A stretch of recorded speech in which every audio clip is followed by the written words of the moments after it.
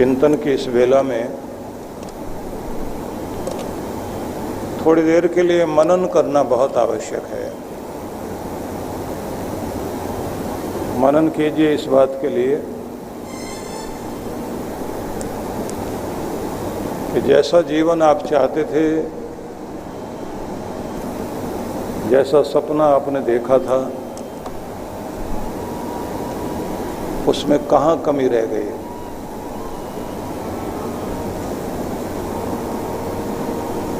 मेरी तरफ से कितनी गलतियां हुई, परिस्थितियां कैसी थी, उन परिस्थितियों को मैं संभाल नहीं पाया। जिंदगी को कहाँ देखना चाहता था, जिंदगी कहाँ जाकर रुक गई।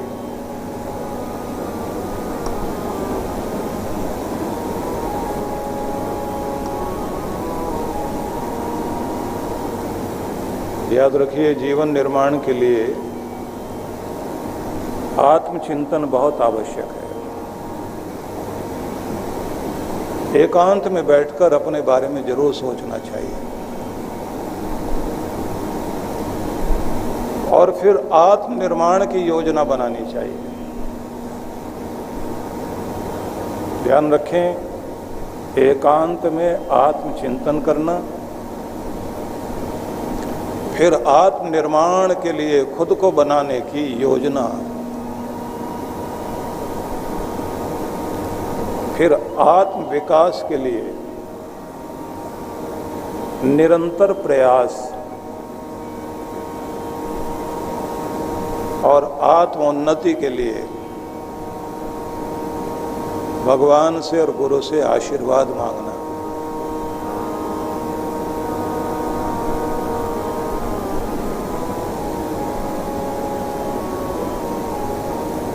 फिर से मन मन में दोहरा लीजिए, आत्मचिंतन आवश्यक है। एकांत में बैठकर स्वयं के बारे में सोचना, अपने जीवन के बारे में सोचना, अपने अतीत को, अपने भविष्य को लेकर, इस समय जो जीवन चल रहा है उसको लेकर चिंतन अवश्य कीजिए। फिर आत्म विकास की योजना बनाइए कि आत्मनिर्माण करना है, खुद को बनाना है, खुद को गढ़ना है। स्वेट मार्डन ने बहुत पहले कभी किसी एग्जीबिशन के एक कार्टून के विषय में अपनी पुस्तक में चर्चा की कि वो चित्र आज मैंने देखा जिसमें एक चट्टान है और उस चट्टान के दो हाथ बाहर निकले हुए हैं, एक हाथ में छेनी और एक हाथ में हथौड़ा, और चट्टान के अंदर से एक नाक, आंख दिखाई दे रही, थोड़ा होठ, और नीचे लिखा है, ये रॉक, ये चट्टान कोई और नहीं, आप ही हो। इसमें से एक मूर्ति बनेगी, फालतू पत्थर को काटना होगा, तराशना होगा, कीमती को सुरक्षित कर लेना होगा। यह जिम्मेदारी किसी और की नहीं है, ये तराशना भी आपने है। सावधान, मनुष्य की, देवता की आकृति बन जाए, शैतान की नहीं। खुद को खुद ही तराशना है। लेकिन वो जो सावधान कर रहा है वो कौन है?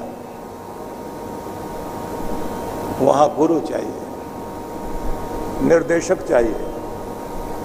मनुष्य की ऐसी स्थिति है कि यदि उसको बोलना ना सिखाया जाए तो उसकी कोई भाषा है ही नहीं। उसको तो सिखाने की हर पल जरूरत पड़ती है। उसको उठना, बैठना, खाना, पीना, चलना, फिरना सब कुछ सिखाया जाता है। इसलिए पहला गुरु माँ है। इसलिए कहा वो मनुष्य ज्ञानी हो पाएगा, पुरुषो वेदो, वह पुरुष वेदवित हो सकेगा, ज्ञानवान हो सकेगा।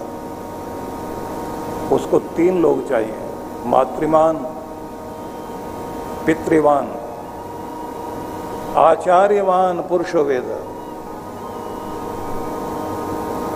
आचार्यवान कहा, पितृमान कहा, मातृमान कहा।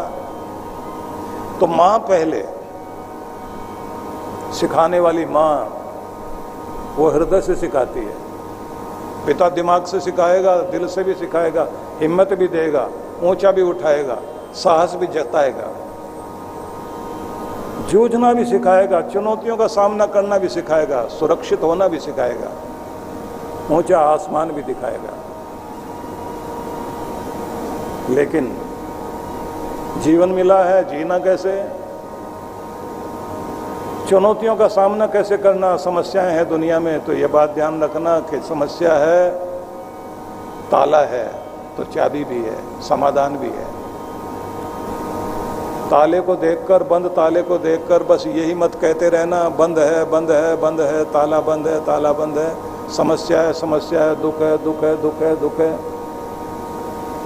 ध्यान ताले पर कम, चाबी पर ज्यादा होना चाहिए, समाधान पर ज्यादा होना चाहिए कि नहीं चाबी खोजनी है, समाधान ढूंढना है। जो बताने वाला जब गुरु मिलता है तब कहते हैं कि आप अपना निर्माण करते हैं। याद कीजिए, शिवाजी के जीवन में वीरता थी, धीरता थी, गुण थे, ज्ञान था, मां का आशीर्वाद भी था। लेकिन छत्रपति शिवाजी तभी बन पाए जब गुरु का आशीर्वाद मिला, गुरु का साथ मिला। चंद्रगुप्त में गुण बहुत थे और उस गुणवत्ता को, भले ही उसने गुरु के विद्यालय में प्रवेश किया, लेकिन वो राजा तभी बना जब गुरु उसके हृदय में प्रवेश कर गया। तभी चंद्रगुप्त हिंदू कुश पर्वत से लेकर बंगाल की खाड़ी तक एक बड़े भूभाग का राजा बनकर 24 साल तक भारत में भारत का गौरव बढ़ाता रहा। तो गुरु का मिलना और योग्य शिष्य का मिलना, लेकिन फिर भी याद रखना कृपा चाहिए।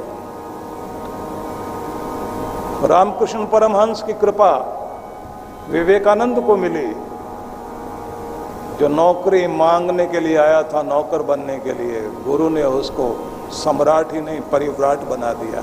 इतना बड़ा कि दुनिया का महान देश उसके पीछे पीछे दौड़ रहा था। अमेरिका गुलाम भारत था उस समय, गुलामों की कोई बात सुनी नहीं जाती थी, लेकिन अमेरिका पीछे दौड़ रहा है किसी व्यक्ति के पीछे, क्योंकि जीवन में गुरु का प्रवेश हुआ।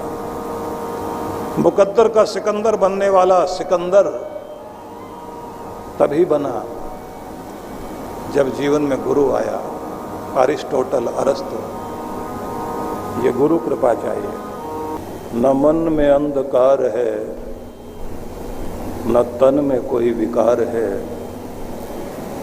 चरण में चित्त मेरा लग गया, गुरु कृपा ही केवलम।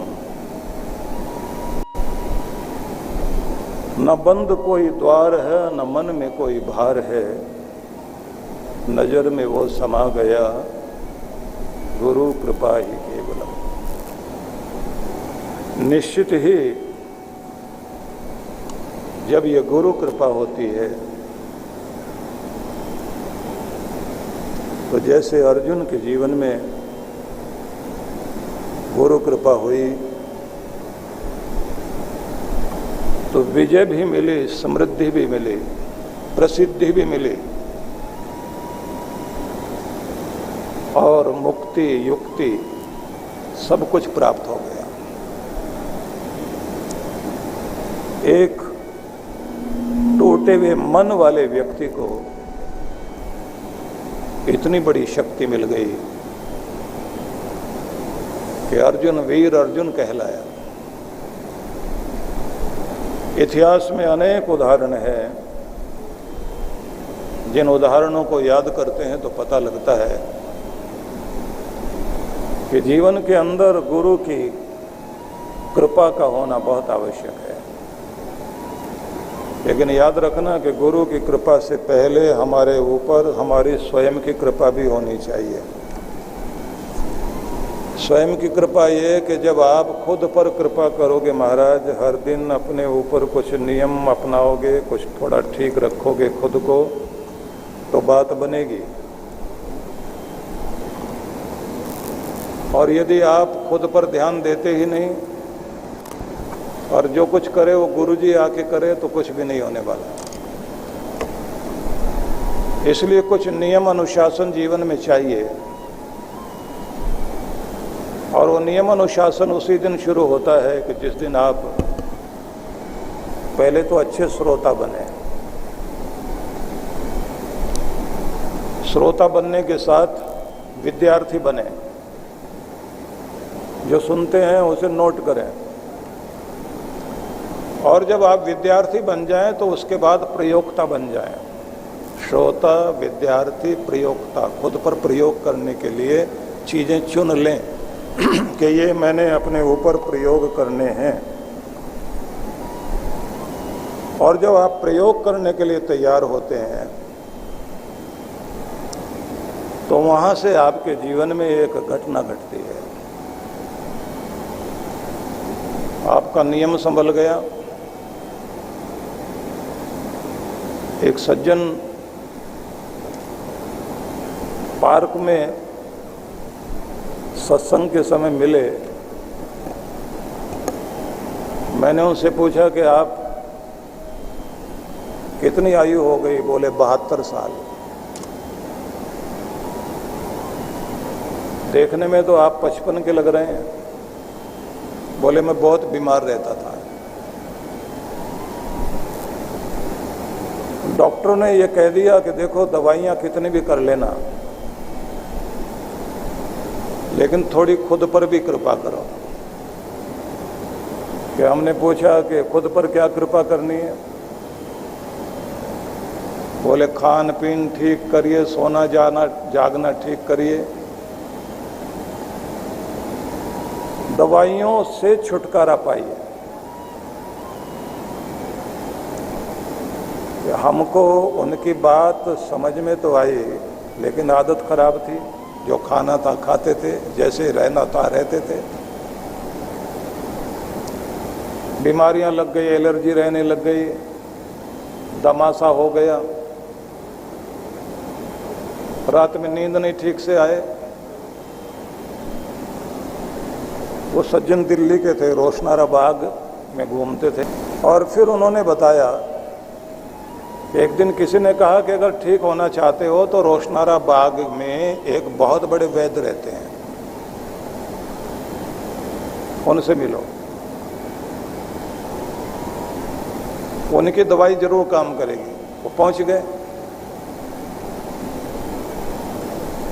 वैद्य जी बोले भैया मैं ऐसे दवाई नहीं देता, बहुत कीमती दवाई है मेरी, पहले तो यहाँ पैसे जमा कराओ। उन्होंने 5000 रुपये उस समय के जमा करा लिए। ये जमानत है तुम्हारी,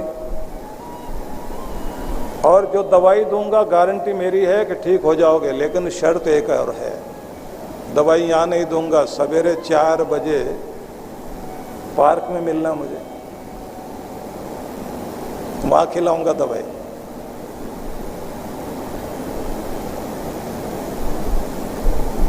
अब इस आदमी ने, क्योंकि बीमार रहता था, सर्दियों के दिन थे, 4 बजे सुबह बुला लिया। बड़ा मुश्किल काम। नींद भी पूरी नहीं हुई थी, पहुंच गए। बोले वैद्य जी दवाई दे दो। बोले अभी नहीं, पहले मेरे साथ चक्कर लगाओ 3। एक नौकर बैठाया हुआ था उन्होंने, वो दूध गर्म कर रहा था बाहर,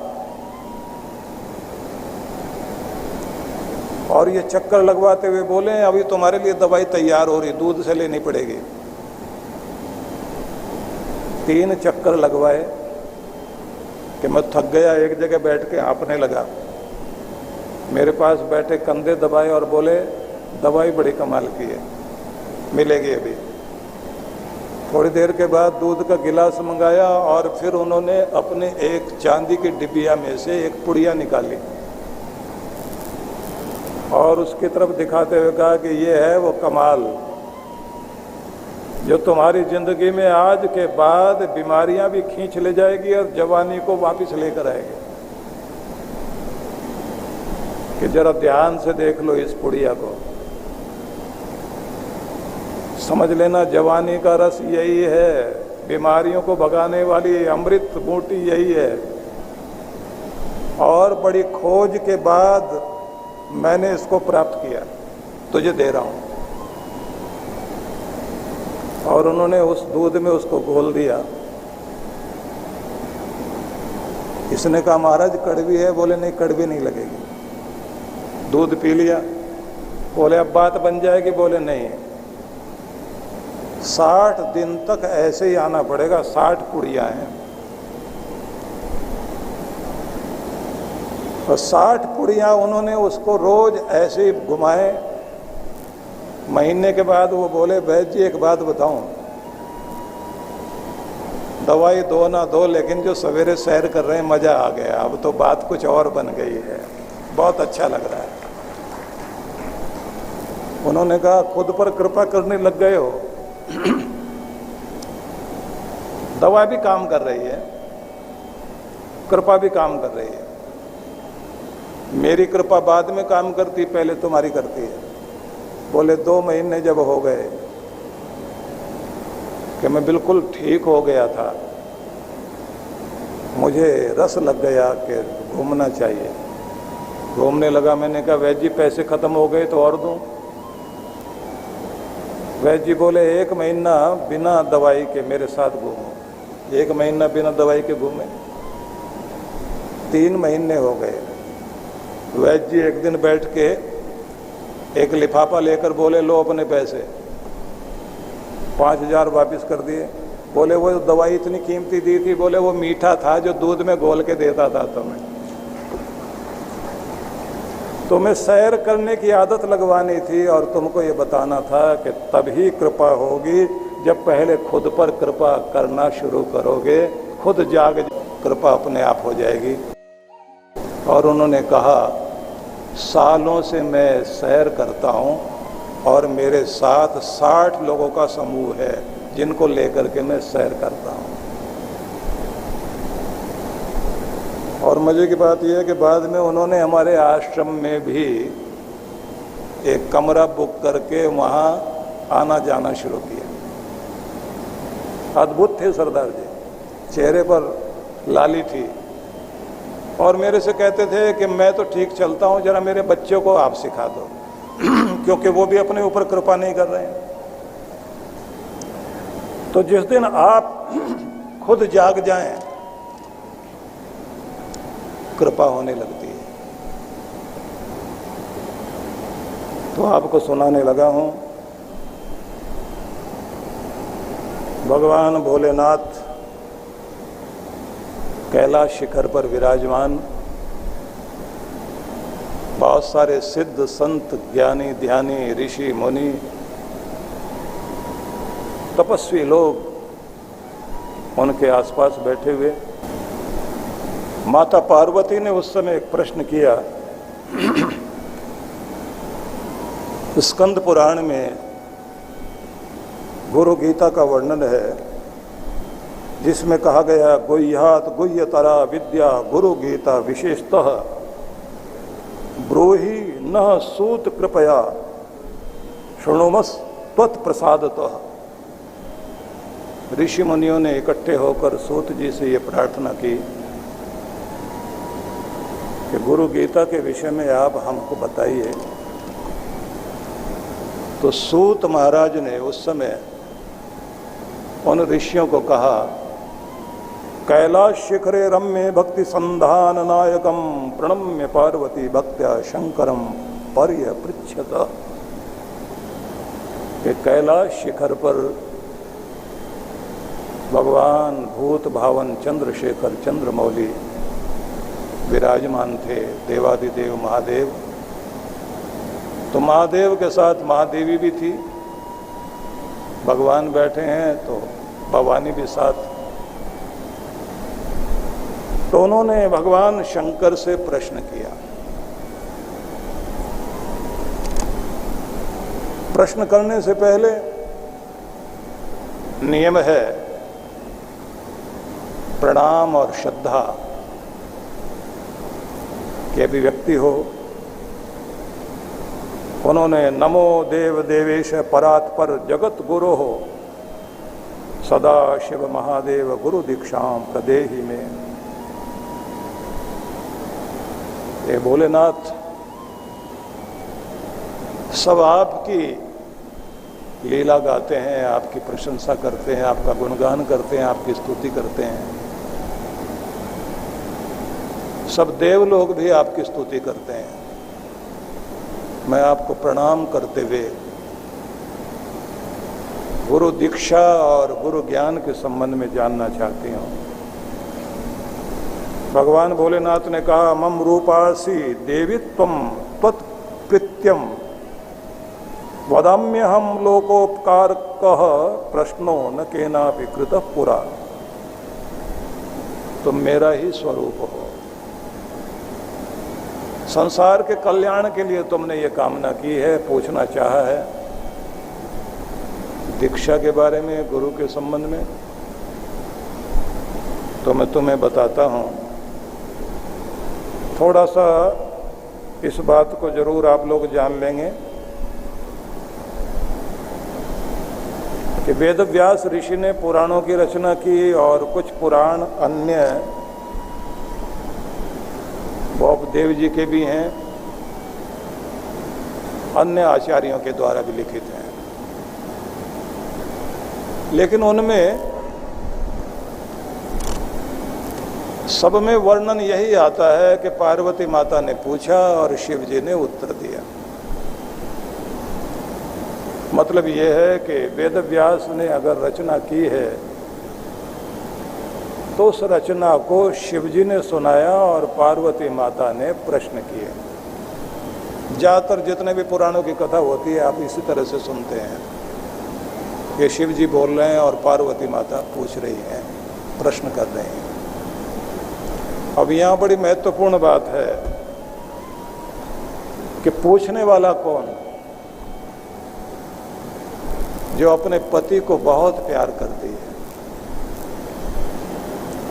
प्रेम की देवी अपने प्रियतम से प्रश्न करती है।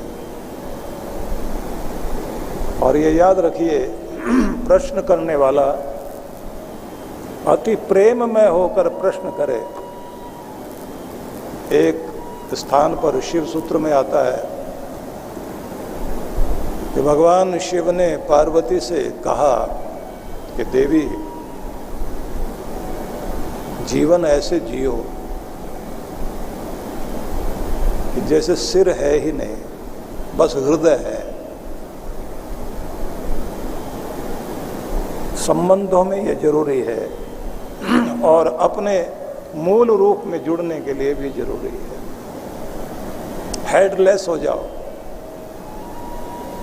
बहुत तर्क वितर्क, किसी को जज करना, किसी की कमियां निकालना, ये अच्छा वो बुरा,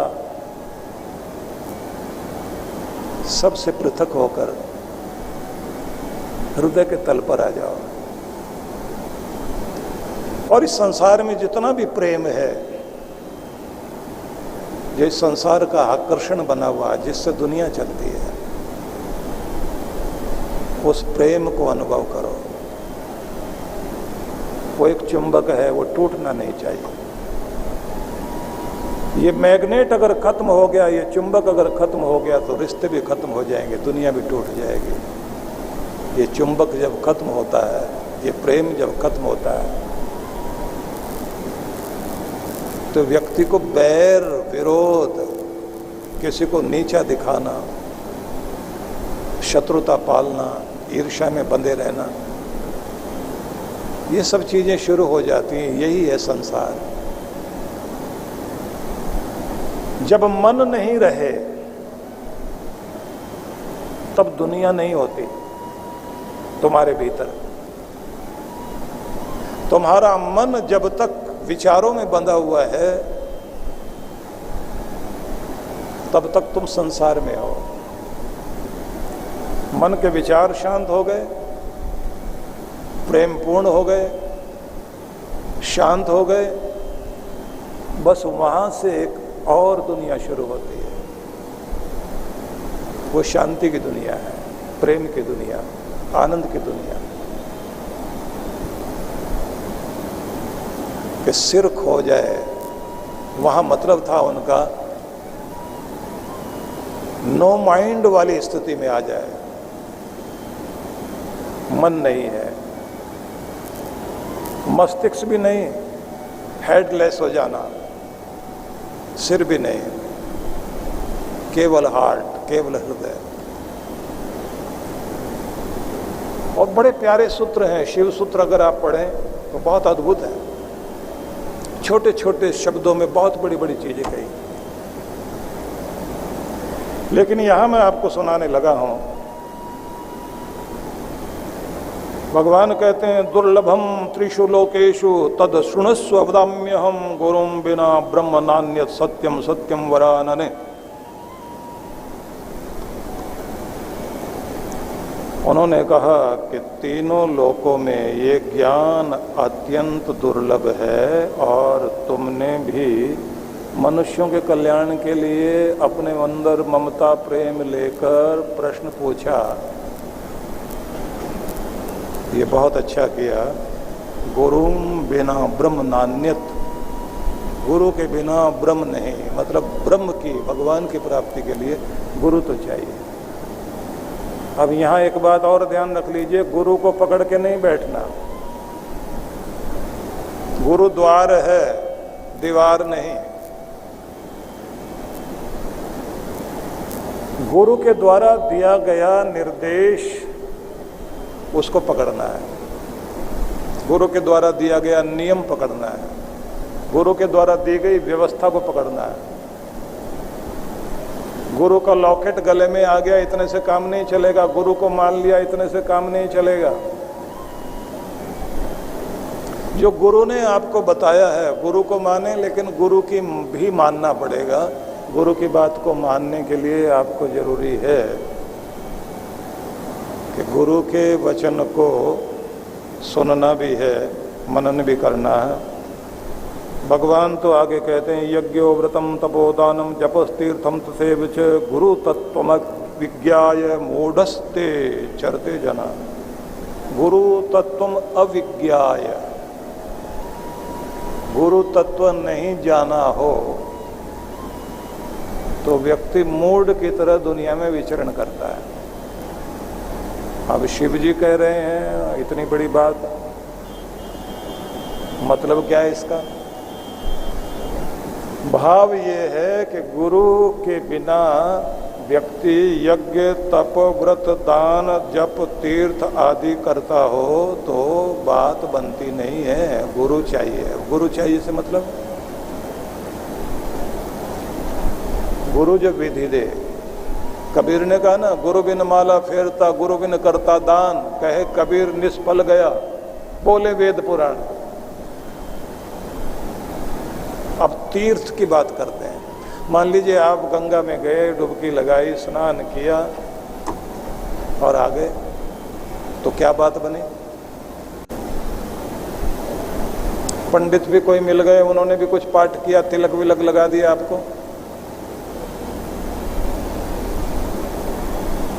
राजा हर्ष जाते थे गंगा स्नान करने के लिए, और नियम क्या था उनका? गंगा तट पर बैठते ही सबसे पहले प्रार्थना करते थे।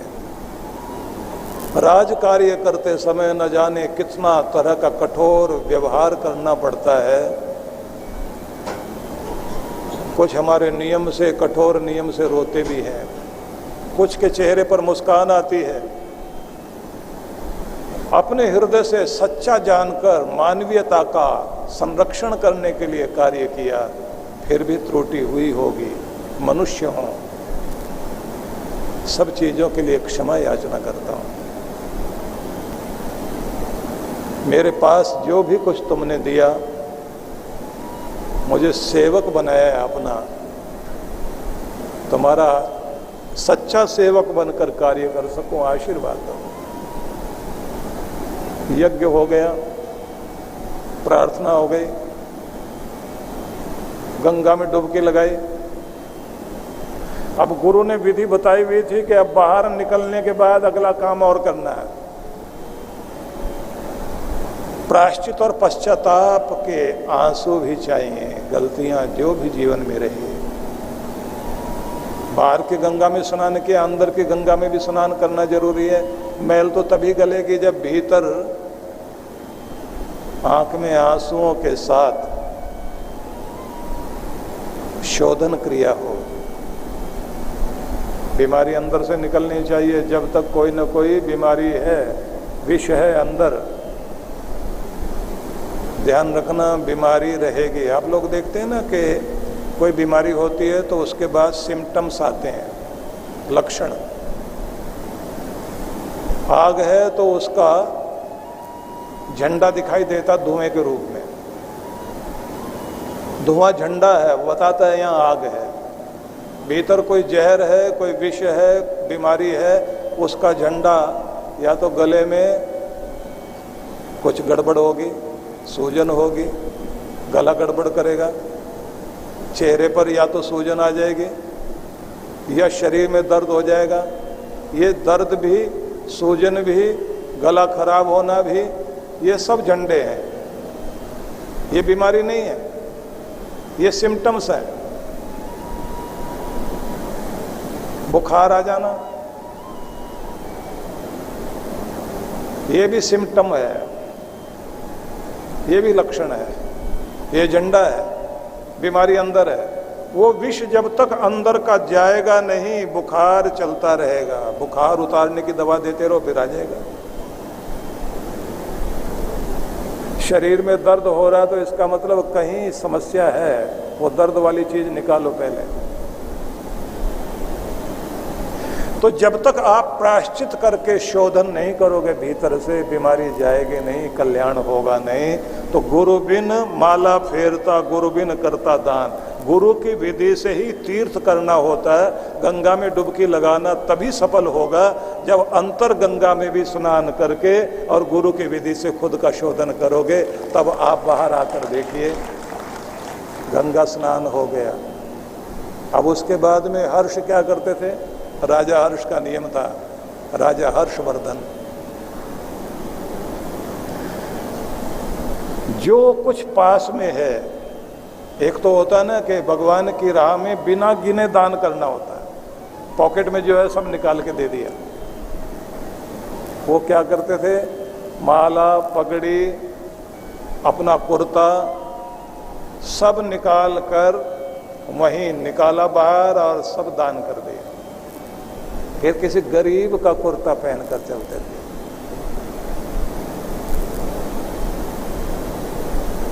और इतने निर्मोही होकर, सरल सामान्य होकर कि जब जाए तो लोग कहते थे राजा हाथी पर नहीं बैठा, लोगों के दिलों में बैठा हुआ है। और इसका स्थान केवल यहाँ के सिंहासन पर नहीं है, इसका स्थान तो स्वर्ग के सिंहासन पर भी है, क्योंकि ये गुरु वाला है, गुरु की विधि से चलता है। जिनको मानते हो बहुत श्रद्धा से मानना।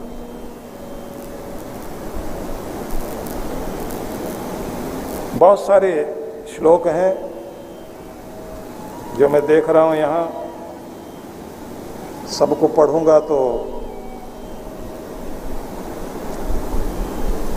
बहुत सारी महिमा कही। भगवान ने ये कहा कि गुरु के बिना बात नहीं बनेगी। फिर पार्वती माता से उन्होंने ये कहा कि अब तुम पूछते हो कि वो क्या होता है गुरु, तो भगवान आगे कहते हैं ब्रह्मानंदम परम सुखदम केवलम ज्ञान मूर्तिम द्वंद्वातीतम गगन सदृशम तत्वमस्यादि लक्ष्यम एकम नित्यम विमलम अचलम सर्वधि साक्षिभूतम भावातीतम त्रिगुण रहितम सद्गुरुम तम नमामि। ब्रह्मानंदम, ब्रह्म के आनंद में लीन होना जानता हो और लीन कराना भी जानता हो। खुद भी आनंद ले, खुद भी भगवान का ध्यान करे और ध्यान कराए। परम सुखदम, परम सुख की अनुभूति करे, लेकिन अनुभूति कराए भी सही। केवलम ज्ञान मूर्ति, उनका स्वरूप कुछ और नहीं, वो साक्षात ज्ञान की मूर्ति है। द्वंद्वातीतम गगन सदृशम, द्वंद्वातीत है, मतलब ये दुनिया द्वंद्वों की दुनिया है। यहां दो चीजें हैं एक दूसरे के विपरीत। सुख है तो दुख भी है, हानि है तो लाभ भी है। लाभ हानि, संयोग वियोग, उन्नति अवनति, सुख दुख, गर्मी सर्दी, आना जाना, संयोग वियोग, लेना देना, पाना खोना, मतलब दो दो चीजें, दो पार्टन के बीच में बाकी बचा न कोय, या साबुत बचा न कोय, कबीर जिसको कहते हैं। ये दो पार्ट हैं। कहना चाहिए कि जीवन की नदी के दो किनारे हैं। जीवन क्या है? निर्जर है, ही इसका पानी है। सुख दुख के दो किनारों में चल रहा मनमानी है। दो किनारों के बीच जिंदगी बह रही है, एक सुख का किनारा, एक दुख का किनारा। कभी सुख की तरफ पानी बहने लग जाता, कभी दुख की तरफ। और महाभाष्य करते हुए व्यास भाष्य पढ़े आप योग दर्शन का, तो जहां भगवान पतंजलि ऋषि के सूत्रों की व्याख्या करते हुए उन्होंने ये कहा कि चित्त में हर्ष और शोक की लहर हर पल चलती है। मतलब ये जो आपका चित्त है ये सरोवर की तरह है, इसमें दो लहरें, एक उठी उसके बाद दूसरी आ जाती है। एक खुशी की, एक गमी की, एक अच्छा अनुकूलता की, फिर प्रतिकूलता की। अभी अभी सब अच्छा लग रहा था, फिर बुरा लगने लग जाएगा। 3 रसगुल्ले तक तो अच्छा था, चौथा थोड़ा सा नहीं, इससे ज़्यादा नहीं खाएंगे, 5वां नहीं, बिल्कुल नहीं खाना। और कोई ज़बरदस्ती, जैसे शादी के समय में दूल्हे के साली से लेकर और जितनी भी बैठी हुई होती हैं सब जीजा जी लड्डू तो खाना ही पड़ेगा। एक मेरी तरफ से, एक उनकी तरफ से, एक इनकी तरफ से। अब 2 और 3 तक तो ठीक, 4 5 में लगता है कि वही चीज़ जो अनुकूल थी अब प्रतिकूल हो गई।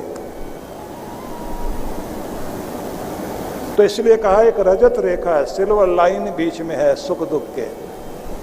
कहाँ तक सुख है, कहाँ से दुख शुरू हो जाएगा, ये द्वंद्वों का संसार है। और कहा कि गुरु वो है जो द्वंद्वों के परे होकर जिए, सुख दुख के बीच में रहे, लेकिन अपने आप को संतुलित करता रहे और शिष्य को भी उसी तरफ लेकर के जाए कि ये तो रहेगा, गर्मी सर्दी तो रहेगी, ये मौसम तो रहेंगे अच्छे और बुरे, ना टूट जाना ना घबरा जाना। अगला शब्द फिर भगवान कहते हैं गगन सदृशम। ये शब्द बड़ा अद्भुत है, 2 अर्थ ले लीजिए।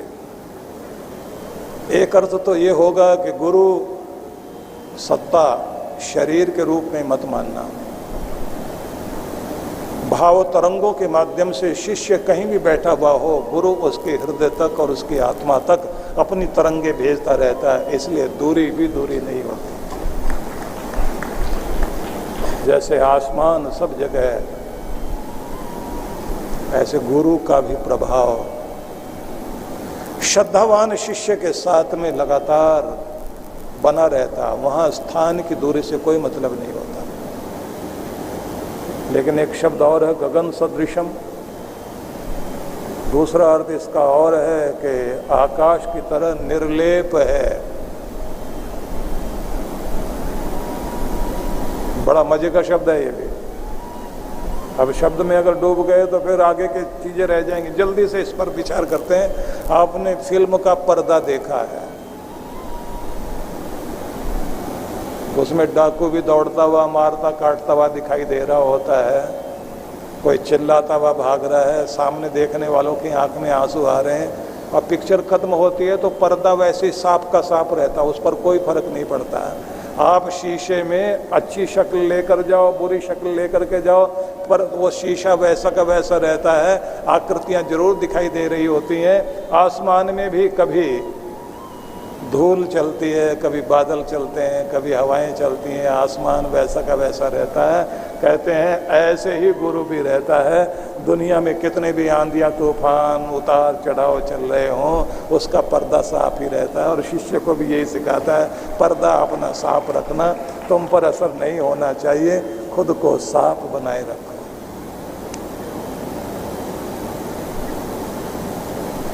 अद्भुत शब्द है तत्वमस्यादि लक्ष्यम। तत्वमसि उपनिषदों में जो वाक्य आया है कि तुम भगवत्ता को धारण कर सको। भगएव भगवानस्तु वयं भगवन्तस्यामः। ऐश्वर्य का स्वामी है भगवान, उसकी वंदना करते करते खुदा की है इबादत ये कि खुदा सा हो जाऊं, मुझ में भी वो रंग आ जाए, मेरे भगवान का की दिव्यता मुझ में भी बहने लग जाए। हम लोग जब साधना के लिए बुलाते हैं तो एक प्रार्थना कराया करते हैं।